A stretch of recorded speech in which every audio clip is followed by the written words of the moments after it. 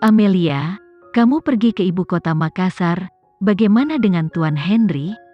Kamu sudah lama menikah, tidakkah kamu ingin tinggal di dua tempat itu? Berbicara tentang Henry, mata Amelia dengan cepat tertutup kabut kristal, dia tidak lagi menginginkannya.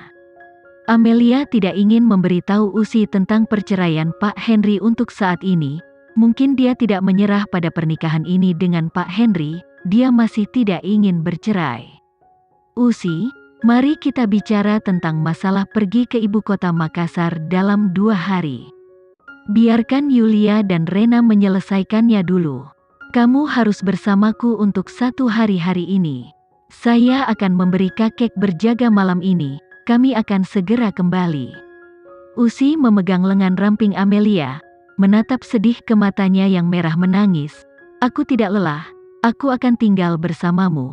Usi, kembali, aku akan membiarkan Tuan Henry ikut denganku nanti. Usi menjawab, benar. Tuan Henry pasti akan datang menemanimu malam ini, lalu aku akan kembali dulu. Hubungi saya jika kamu butuh sesuatu. Usi pergi, dan Amelia kembali ke ruang rawat. Dia menggunakan air panas dan menyeka kakeknya dengan hati-hati dengan handuk. Tubuh kakek sudah menjadi dingin, tidak sedikit pun suhunya, tapi detik terakhir tangan kakek masih berada di atas kepalanya, dan dia menggosoknya dengan penuh kasih. Amelia duduk di samping tempat tidur. Ketika tidak ada seorang pun di malam hari, dia dikelilingi oleh rasa kehilangan dan kesepian. Air mata jatuh lagi, dan dia tidak bisa menahan tangis di samping tempat tidur. Dengan kematian kerabat terakhir, keluarga Wijaya belum pulang. Dia awalnya memiliki rumahnya sendiri, Tuan Henry, tetapi dia tidak menginginkannya lagi. Rasanya seperti kembali ke 11 tahun yang lalu ketika anak berusia 9 tahun itu terlempar ke pedesaan dan kehilangan segalanya. Amelia mengeluarkan ponselnya dan menemukan nomor telepon Henry. Dia membaca nomor tersebut beberapa kali, tetapi akhirnya tidak memiliki keberanian untuk menelepon, meskipun dia ingin agar Tuan Henry berada di sisinya saat ini. Pikirannya penuh dengan gambaran berada di ruang kerja pagi ini. Dia menatapnya dengan dingin, membanting bantal ke arahnya, dan membuatnya keluar. Amelia tidak berani meneleponnya lagi. Setelah mengalami meninggalnya kakeknya, ketika dia merasa sedih di dalam hatinya, dia tidak berani mengirim dirinya ke hadapannya untuk membuatnya tersengat. Malam tiba dengan cepat, dan seluruh rumah sakit sunyi, tanpa suara sama sekali. Pada saat ini, ada suara langkah kaki yang mantap di koridor, pintu ruang rawat didorong terbuka, tubuh tinggi dan lurus melompat ke dalam pandangan, dan Henry datang. Dia mengenakan jas hitam, dan bahunya yang kaku ternoda oleh angin dan embun beku dari luar. Mungkin dia tidak bercukur selama 2 hari. Seluruh orang itu tampak dalam, parah, dan dingin. Aura yang tidak boleh dimasuki siapapun. Henry masuk, dan Amelia memegang erat tangan kakeknya, berbaring di samping tempat tidur sambil menangis lelah, sudah tertidur. Berdiri tinggi dan di samping tempat tidur, dia menatap gadis yang sedang tidur itu. Wajah mungilnya masih berkaca-kaca, mata dan hidungnya merah, dan tubuh langsing itu jatuh diam-diam, bahkan menimpanya. Ada keindahan lembut dan rapuh yang tak bisa dijatuhkan di bawah kabut, sungguh menyedihkan.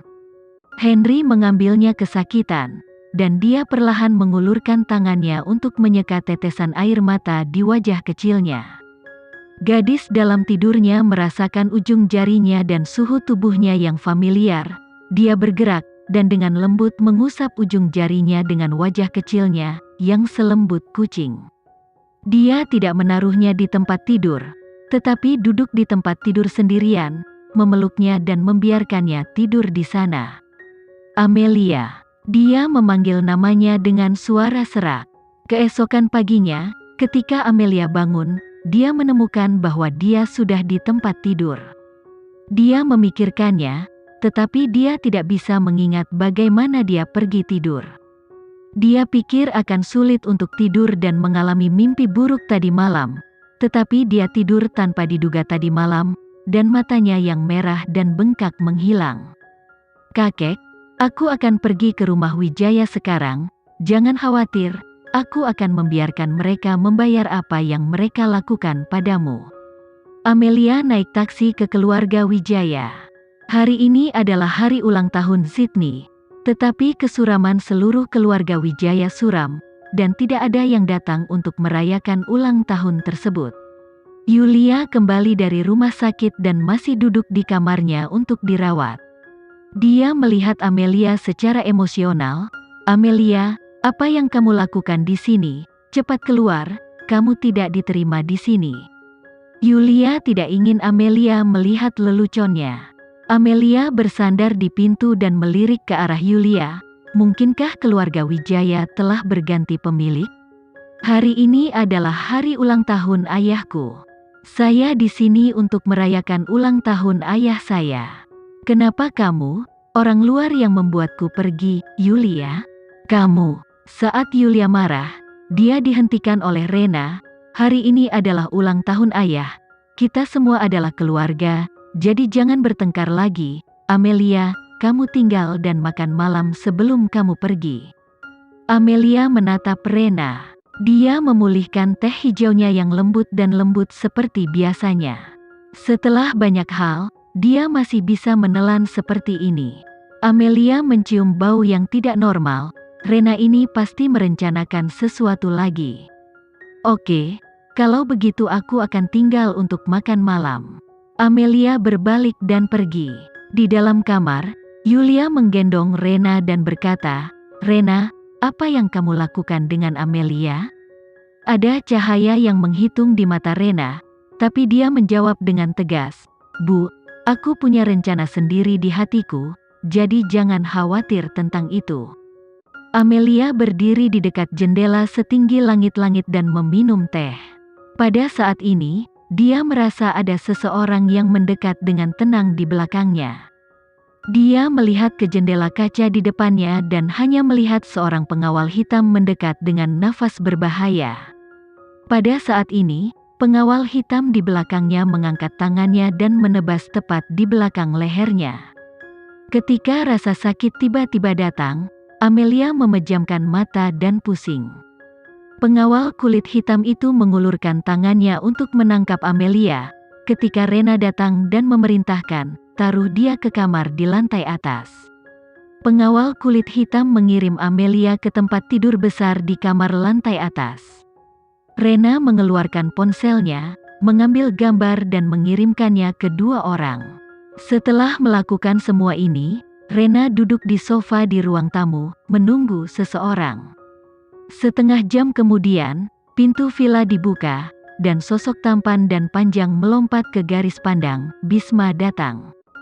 Rena berkata, "Akademisi Mahendra, selamat datang. Mereka semua mengatakan bahwa kamu adalah akademisi muda paling elegan di bidang medis saat ini.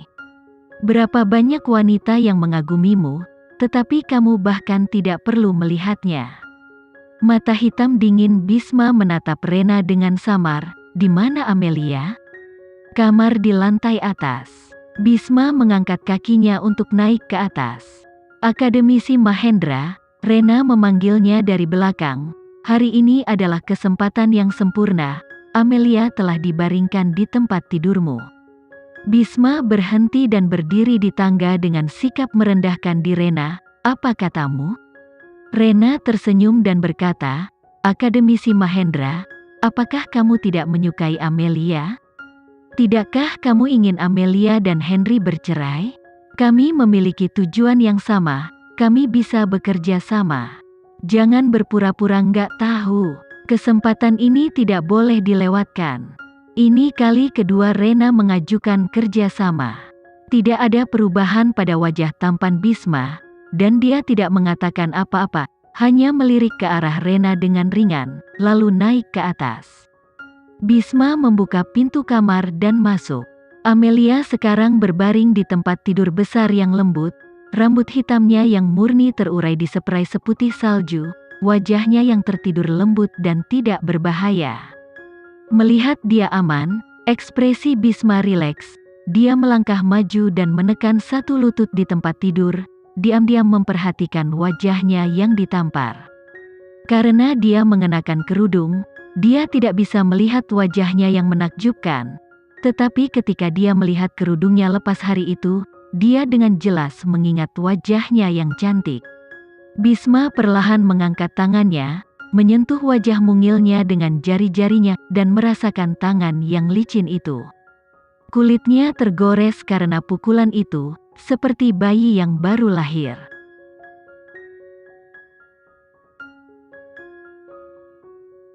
Sekian dulu ya video kali ini, kita lanjutkan lagi videonya di lain waktu. Oh iya, bagaimana menurut kalian? Semoga bisa sedikit menghibur kalian semua. Untuk teman-teman yang baru nonton, jangan lupa subscribe ya, hehehe. Dan kalau teman-teman ada yang ingin gabung langganan, bisa langsung gabung saja untuk dapat fitur yang menarik dan sedikit membantu Mimin. Terima kasih banyak sudah menonton, sampai jumpa lagi, bye.